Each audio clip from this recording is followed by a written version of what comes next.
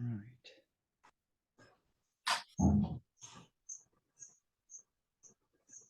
In realms confined to a prone circle of death, to a dark eternity of ignorance, a quiver in an inert, inconscient mass, or imprisoned in immobilized worlds of force by matter's blind compulsion, deaf and mute. She refuses, motionless in the dust, to sleep.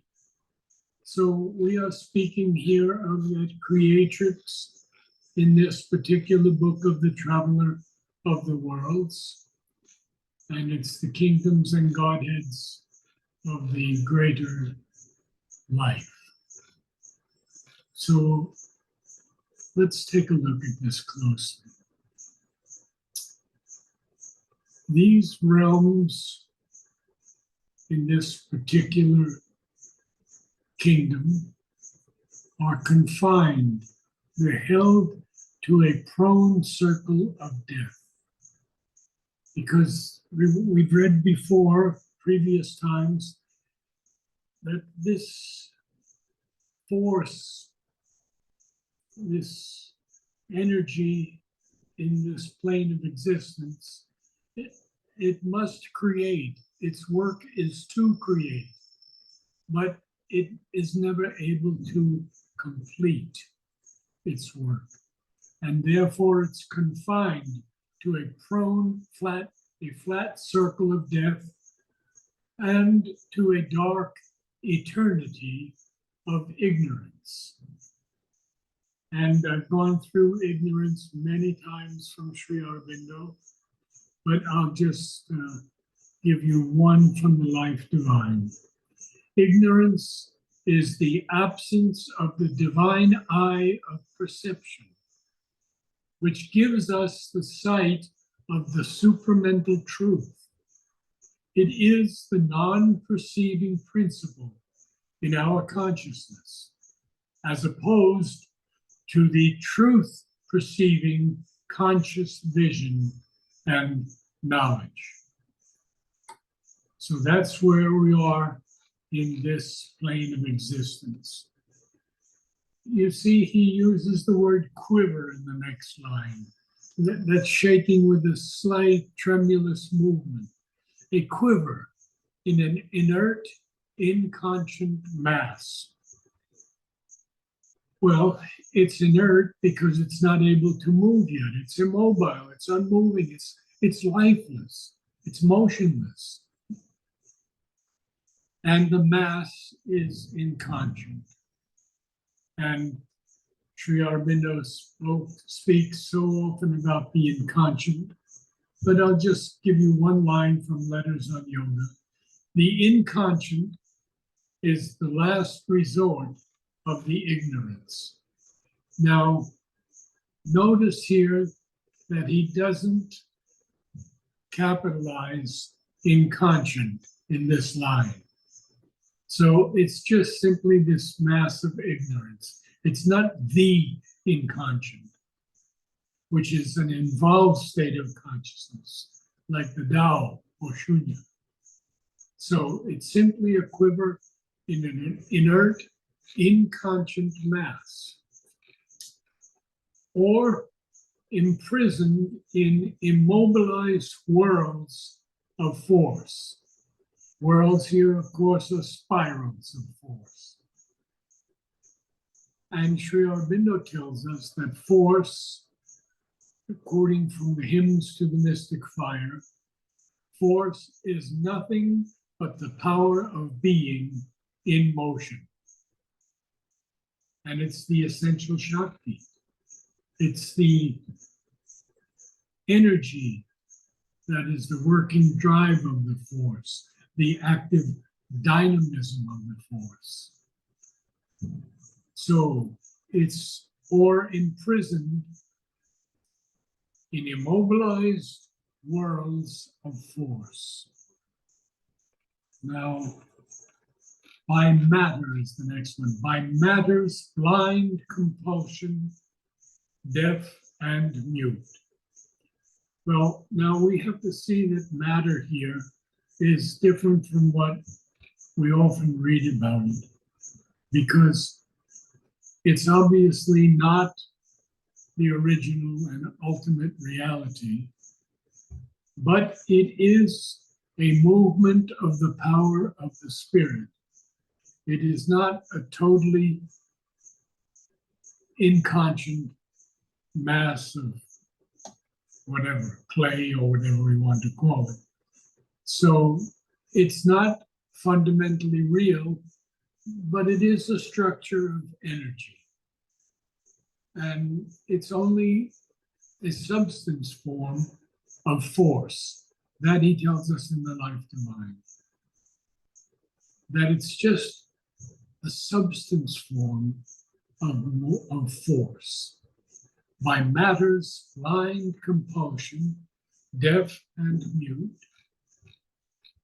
she refuses, motionless in the dust, to sleep. Yes, because her waking, her creativity does not allow her to sleep. So she refuses to be motionless in this dust to sleep.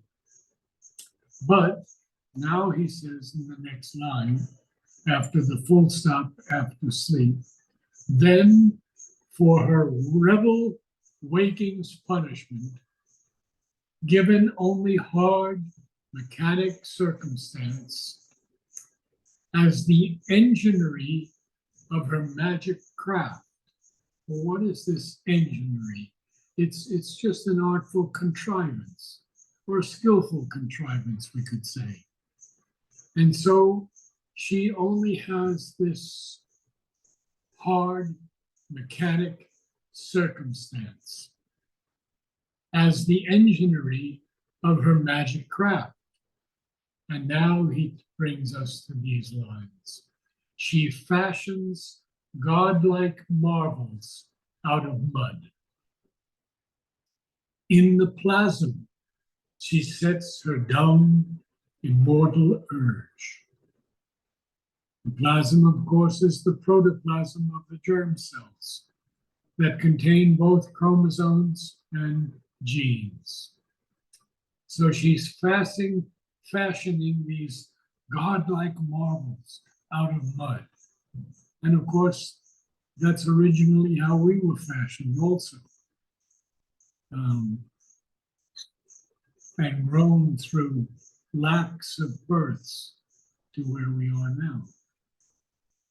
In the plasm, she sets her dumb, immortal urge. Dumb again meaning silent.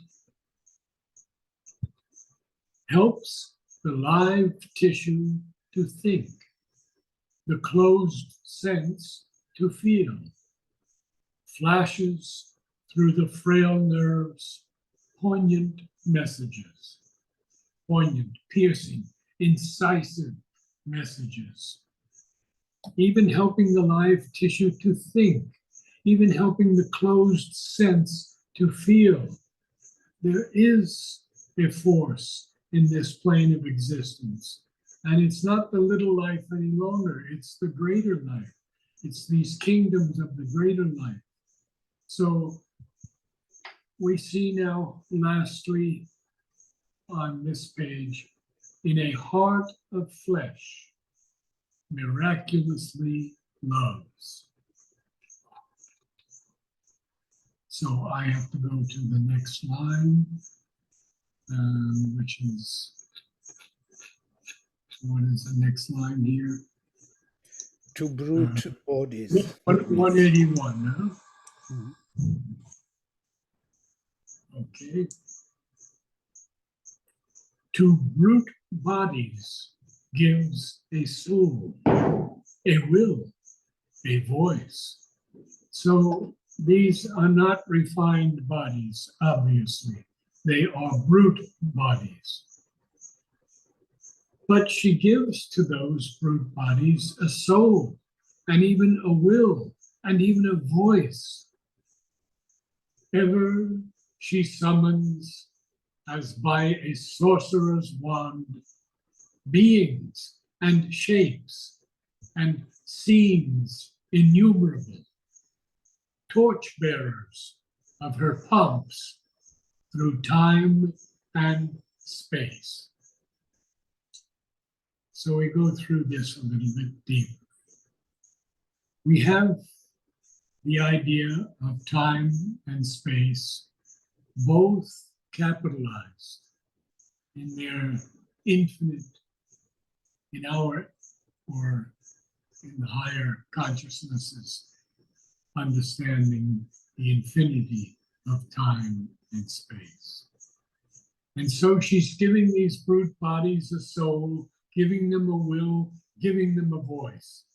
And she even summons, and this is most interesting, as by a sorcerer's wand, beings and shapes and scenes innumerable, torchbearers of her pumps through time and space. Now, pumps in this sense, I would not use the word vain or ostentatious, but I would say a magnificent display, a splendor. It can also be something that takes place in a procession or a pageant. So I feel it's more a dignified or magnificent display. And we have, from the essays on the Gita, time and space are the conceptual movement and extension of the Godhead in us. How important is that? The conceptual movement of and extension of the Godhead in us. And time is a manifestation of the eternal. Now, in the synthesis of yoga, I would like to just quote one sentence that's so extraordinary. Time presents itself to human effort as an enemy or a friend, as a resistance, a medium, or an instrument. But always it is really the instrument of the soul. There are so many lines with the word time in them in Savitri. I remember one that Amal used to like so much. Timeless in the timeless, in time ever born. So I'll continue a little and then maybe Vladimir, you can fill in a little on this because it seems so Vedic. This world is her long journey through the night. The suns and planets, lamps to light her road. Our reason is the confidant of her thoughts. Our senses are her vibrant witnesses. So we've made quite a journey here in this greater life. 2, 3, 4, 5, 6, 7, 8. We're on the 10th page of this Godhead. So we are seeing now that the world is her long journey through the night. But the suns and planets are lamps to light her road. What an extraordinary line. The suns and planets are simply lamps to light her road. Even our reason is the confidant of her thoughts. Our senses are her vibrant witnesses. Vladimir, can you add some Vedic knowledge to our understanding? Well, Yeah, this is so profound. Every time when Sri Aurobindo, from whatever level he moves, he will give us bigger picture always. Yes, it will be even this is greater life. In the little life he did also, he gave us a big picture.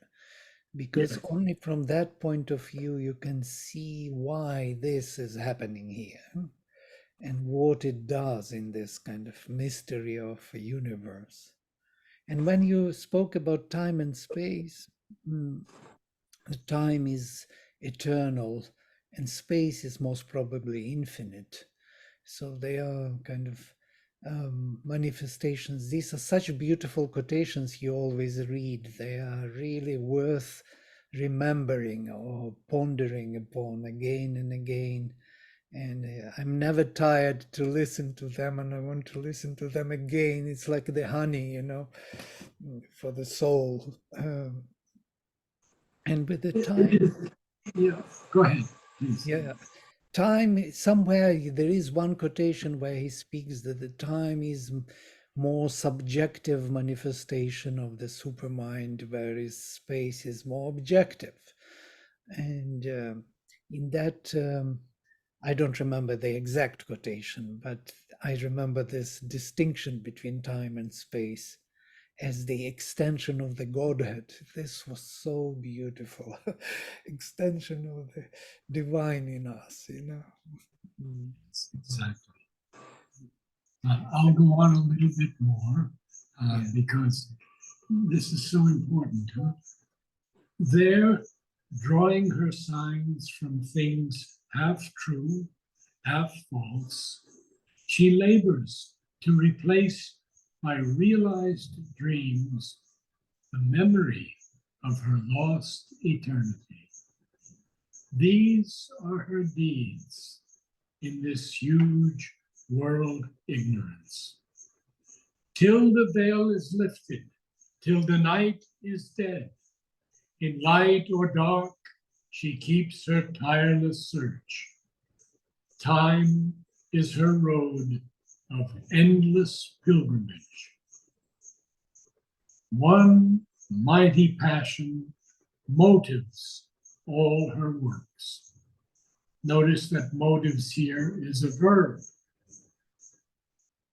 And usually it's more a noun, but it can be a verb and it can be an adjective. So this word motive, for me, it's very important because it harkens me to motif, which is a recurring subject or theme or idea. So we have these various motifs in all the great orchestral compositions throughout hundreds of years. So one mighty passion is inciting or motivating all her works. So she is drawing her signs from things half true, half false.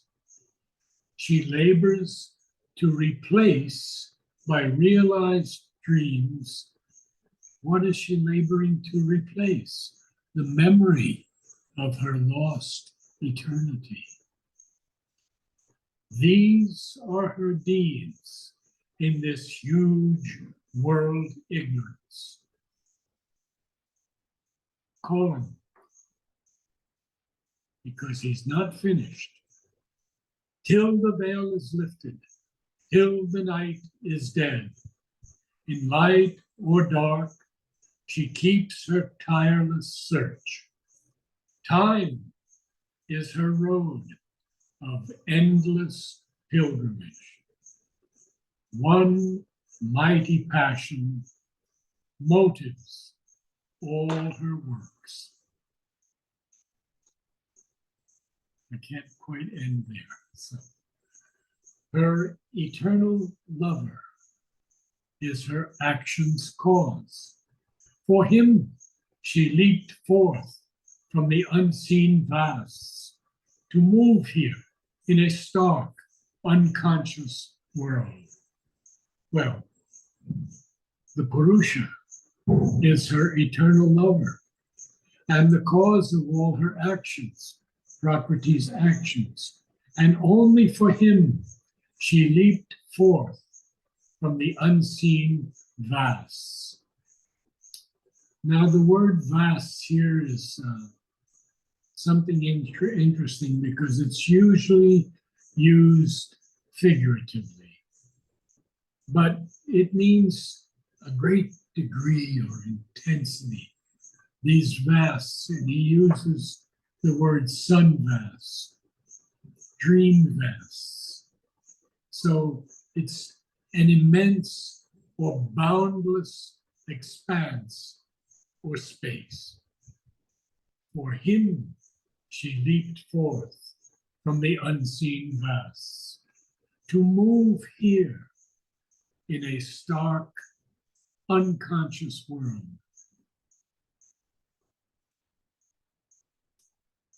Maybe I should end there today and let us ask someone to read. I don't know how to get back on to my thing.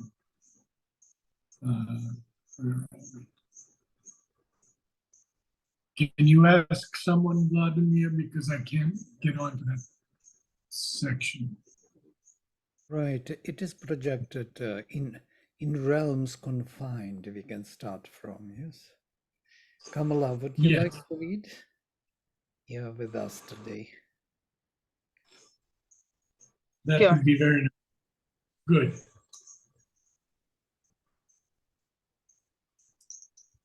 In realms confined to a prone circle of death, to a dark eternity of ignorance, a quiver in an inert, inconscient mass, or imprisoned in immobilized worlds of force, by matter's blind compulsion, deaf and mute, she refuses, motionless in the dust, to sleep.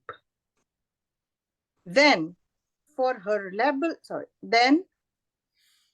rebel waking's punishment, given only hard mechanic circumstance as the enginery of her magic craft, she fashions godlike marvels out of mud.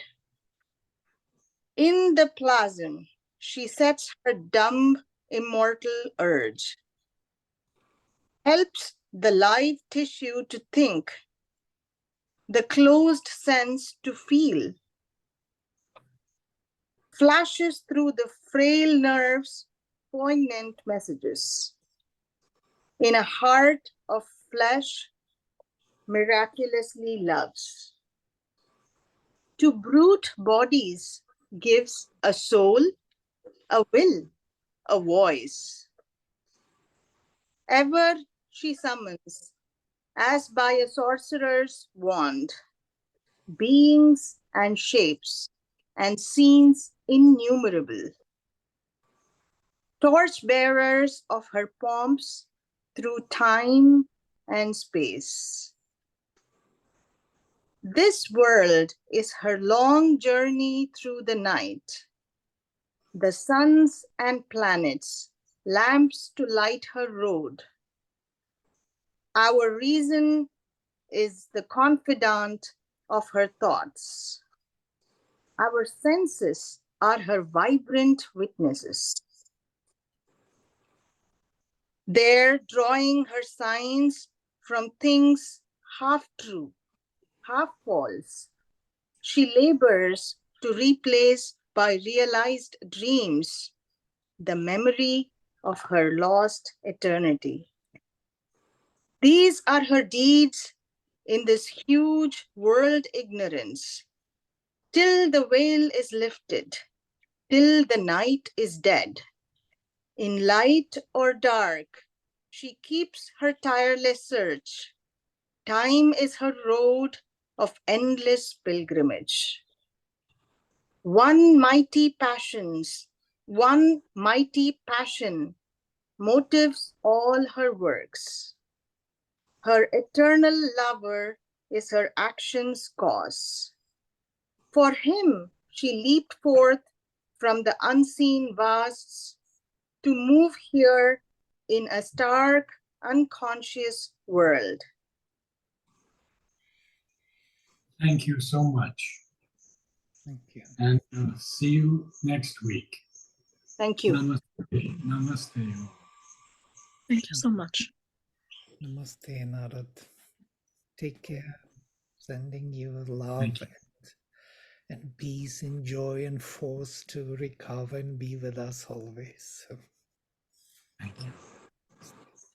Thank you. Thank you, Nara.